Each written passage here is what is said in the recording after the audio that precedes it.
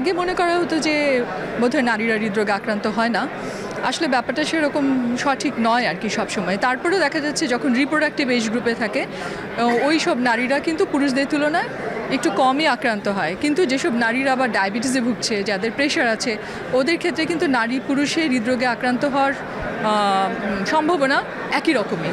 হ্যাঁ, কাজেই আসলে এই সচেতনতাটা আপনাদের মাধ্যমেই সবাইকে জানাতে হবে। এই যে এত বড় একটা আয়োজন কেমন লাগছে কি বলবেন? প্রথমত ধন্যবাদ আমাদের যে আজকের কনফারেন্সটা আয়োজন করেছে বাংলাদেশ কার্ডিয়াক সোসাইটি নবগঠিত কমিটি।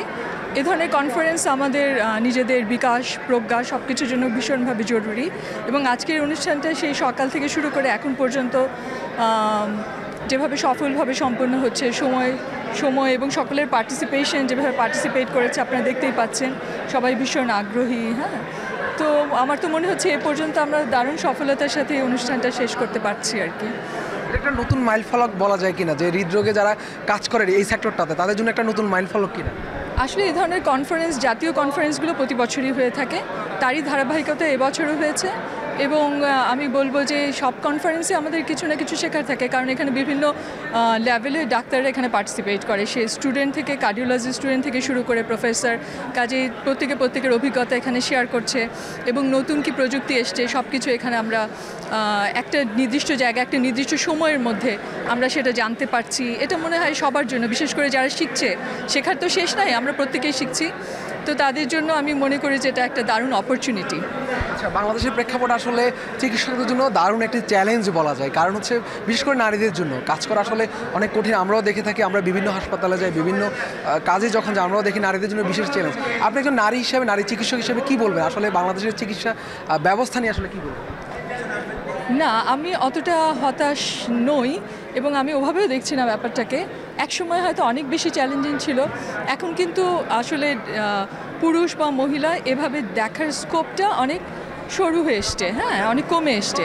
এখন হচ্ছে আপনি কতটা এফিশিয়েন্ট, কারণ এখন নারী শিক্ষার হার অনেক বেশি, প্রচুর ফিমেল মেডিকেল স্টুডেন্ট আসতেছে এবং তারা অনেকেই পোস্ট গ্রাজুয়েশন করে অনেক তাদের পরবর্তী জীবনে অনেক ভালো করছে। তো কাজে আগের যে সিনারিও ছিল এবং পেশেন্ট অ্যাকসেপ্টেন্সের কথা যদি আপনি বলেন, সেটাও এখন আসলে রোগীরা ডক্টরকে ডক্টর হিসেবেই জাজ করে। তারপরে কিছু কিছু ক্ষেত্রে সীমাবদ্ধতা থাকবেই, সেটা শুধু বাংলাদেশে নয়, পৃথিবীর সব দেশেই আছে। আমার মনে হয় সেটা আস্তে আস্তে ভবিষ্যতে আমরা উত্তরণ করতে পারবো। আচ্ছা, আর কি বিষয়ে আমি একটু জানতে চাইবো যে আমাদের আসলে চিকিৎসা সেবা নিয়ে আসলে যে হৃদরোগে আক্রান্তের রোগীর সংখ্যা কিন্তু বাংলাদেশে অসংখ্য হারে বাড়ছে, সে জায়গা থেকে আসলে কেন বাড়ছে এবং এটার জন্য আসলে সাধারণ মানুষের কী করণীয় আপনি কি বলবেন? ধন্যবাদ, খুব ভালো প্রশ্ন। বাড়ার একটা কারণ হচ্ছে যে আমাদের জীবনযাত্রা। আমরা অত্যন্ত সেডেন্টারি লাইফস্টাইলে অভ্যস্ত, আমরা ব্যায়াম করতে চাই না, আমাদের খাদ্যাভ্যাসটা একটু অন্যরকম।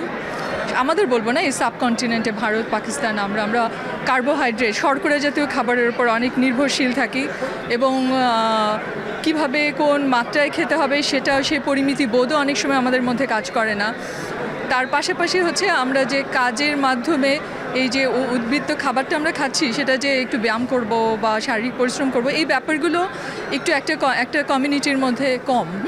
তাই দেখা যাচ্ছে যে আমাদের এদিকে এই উপমহাদেশে হৃদরোগের সংখ্যা দিন দিন বৃদ্ধি পাচ্ছে। সানবিট সব দিবে সামাল, সানবিট ম্যাজিক প্রেস ডিশওয়াশিং এর মাথা ঘোরানো সলিউশন। তার উপর আরও কিছু রিস্ক ফ্যাক্টর আছে, যেমন ধরেন ডায়াবেটিস আছে, প্রেশার আছে, এগুলোর হারও দেখা যাচ্ছে এখন অল্প বয়স থেকে হয়ে যাচ্ছে এবং অনেক সময় এগুলো আন্ডার ডায়াগনোজ থাকছে, আমরা ডাক্তারের কাছে সঠিক সময়ে যাচ্ছি না। তো তার ফলে যেটা হচ্ছে, আমরা এই রিস্ক ফ্যাক্টরগুলো লালন পালন করার ফলে দেখা যাচ্ছে যে হার্টের অসুখগুলো, বিশেষ করে রক্তনালীর ব্লকজনিত কারণে যেসব সমস্যা হয়, সেগুলো আমাদের এদিকের মানুষের মধ্যে অনেক অল্প বয়সেই শুরু হয়ে যাচ্ছে। হ্যাঁ, সেটা একটা কারণ। একটা বিষয় জানতে চাইবো যে আসলে নারীরা, যেটা আমরা দেখা যাচ্ছে বিয়ে হওয়ার পর সে আবার বাচ্চা হওয়ার পর একেবারে ঘরের মধ্যে বন্দি হয়ে যায়, সেক্ষেত্রে পুরুষ যদিও যে আপনি এক্সারসাইজের কথা বলছেন, সেটা কিন্তু নারীদের ক্ষেত্রে একদমই নেই এবং সচেতনতাও নেই। সেই জায়গা থেকে আপনি নারীদের জন্য কী বলবেন, যারা হৃদরোগে আক্রান্ত হচ্ছে তাদের উদ্দেশ্যে কী বলবেন? আচ্ছা, আগে মনে করা হতো যে বোধহয় নারীরা হৃদরোগে আক্রান্ত হয় না। আসলে ব্যাপারটা সেরকম সঠিক নয় আর কি সবসময়। তারপরেও দেখা যাচ্ছে যখন রিপ্রোডাক্টিভ এজ গ্রুপে থাকে ওই সব নারীরা কিন্তু পুরুষদের তুলনায় একটু কমই আক্রান্ত হয়। কিন্তু যেসব নারীরা আবার ডায়াবেটিসে ভুগছে, যাদের প্রেশার আছে, ওদের ক্ষেত্রে কিন্তু নারী পুরুষের হৃদরোগে আক্রান্ত হওয়ার সম্ভাবনা একই রকমই। হ্যাঁ, কাজেই আসলে এই সচেতনতাটা আপনাদের মাধ্যমেই সবাইকে জানাতে হবে যে শুধু পুরুষদের এসবের ক্ষেত্রে প্রাধান্য দিলে হবে না।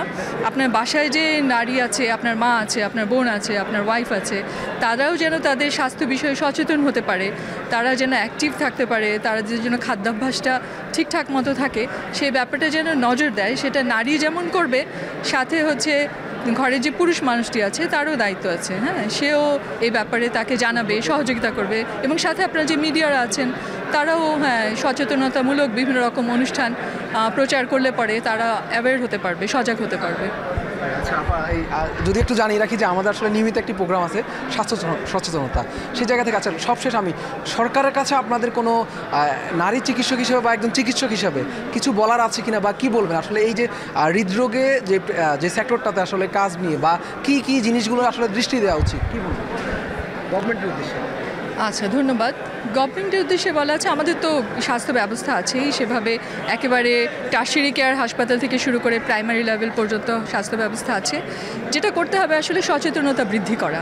এটার জন্য যা যা করতে হবে, প্রচার করা যে হার্ট অ্যাটাকের লক্ষণ কী, বা কী কী রিস্ক ফ্যাক্টর হলে হার্টে অসুখ হতে পারে, এই ব্যাপারগুলো যত জানা থাকবে সাধারণ জনগণের মধ্যে, বা কী করলে পরে যে রিস্ক ফ্যাক্টরগুলোর কথা বলছি, ডায়াবেটিস, প্রেশার, হ্যাঁ, এই জিনিসগুলো কম হবে, হ্যাঁ, সেই ব্যাপারগুলো জানানো, তাহলে আমরা ওই রিস্ক ফ্যাক্টরকে কন্ট্রোল করতে পারবো। যখন আমরা রিস্ক ফ্যাক্টর কন্ট্রোল করতে পারবো, তখন আমাদের হৃদরোগে আক্রান্ত হওয়ার ঝুঁকি অনেক কমে যাবে।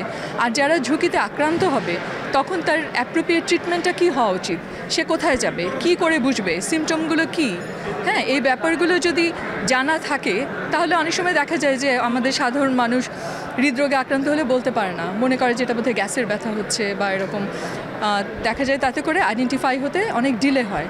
আমাদের কাছে যখন আসে অনেক দেরি করে আসে, তখন আমরা চাইলেও অনেক চিকিৎসা তাদেরকে দিতে পারি না, বা তাদের কমপ্লিকেশন নিয়ে আমাদের কাছে আসে, তখন তাদের চিকিৎসা আউটকামটা জটিল হয়ে যায়, অনেকে নাও বাঁচতে পারে। আপনারা জানেন যে হৃদরোগে আক্রান্ত হওয়ার পরে 25% রোগী আমাদের কাছে কিন্তু আসতে পারে না, আসার আগেই কিন্তু মৃত্যুবরণ করে। হ্যাঁ, এটা একটা ভয়ানক পরিস্থিতি।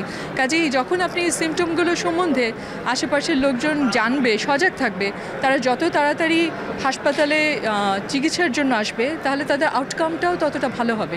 তো এই ব্যাপারগুলো যদি গভর্নমেন্ট জানায় সবাইকে, হ্যাঁ, সেটা আপনাদের মাধ্যমে হতে পারে, বিভিন্ন সচেতনতামূলক কর্মকাণ্ড পরিচালনা করার মাধ্যমে হতে পারে, তাহলে পরে আমাদের জন্য সুবিধা হয়। সবশেষ তরুণ যারা চিকিৎসকরা রয়েছে, যারা হৃদরোগে আসলে এই জায়গাটাতে আসতে চান, তাদের উদ্দেশ্যে